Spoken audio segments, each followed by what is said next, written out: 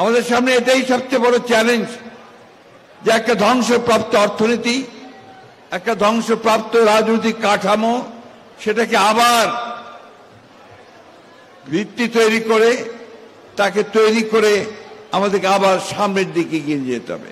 কিছুক্ষণ আগে সম্ভবত সাইদ আব্দুল্লাহ এই কথাটা বলেছেন যে বিএনপির এটাকে কাকতাড়িয়ে বলবো না ভবিতব্য বলবো জানি না, যে যখনই দেশ ধ্বংসপ্রাপ্ত হয়, যখনই অর্থনীতি ধ্বংস হয়ে যায়, তখনই বিএনপি সেই দায়িত্বে এসে পড়ে এটাকে আবার পুনর্গঠন করার জন্য।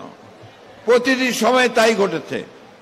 আজকে এখন আবার যা মনে হচ্ছে তাতে করে বিএনপিকেই হয়তো সেই দায়িত্বটা নিতে হবে, এই চ্যালেঞ্জ মোকাবেলা করতে হবে। বন্ধুগণ, আমাদের সামনে অনেক চ্যালেঞ্জ। আমাদের রাজনৈতিক কাঠামোকে ভেঙে দেওয়া হয়েছে, অর্থনৈতিক ভিত্তিকে ধ্বংস করে দেওয়া হয়েছে।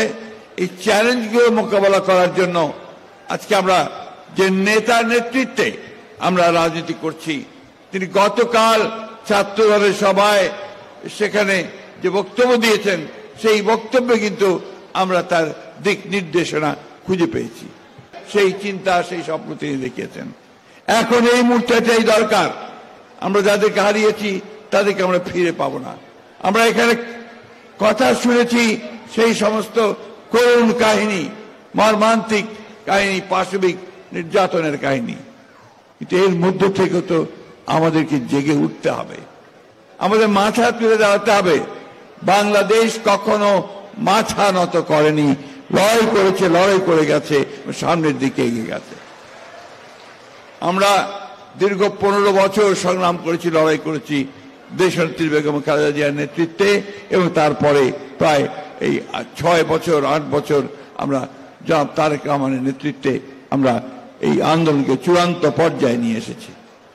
একটা ষড়যন্ত্র চলছে, একটা চক্রান্ত চলছে যে দেশে আবার একটা অস্থিরতা সৃষ্টি করবার, দেশে একটা ষড়যন্ত্র তৈরি করবার, যেন বাংলাদেশে গণতন্ত্রের ট্রানজিশন সঠিক মতো না হয়। কিন্তু আমরা এটা বিশ্বাস করি যে বাংলাদেশ জাতীয়তাবাদী দল, যুবদল, ছাত্রদল যতদিন তারা টিকে থাকবে, ততদিন এই দেশে এই গণতন্ত্রকে ধ্বংস করবার কোন শক্তি কখনো জয়ী হতে পারবে না। বন্ধুগণ,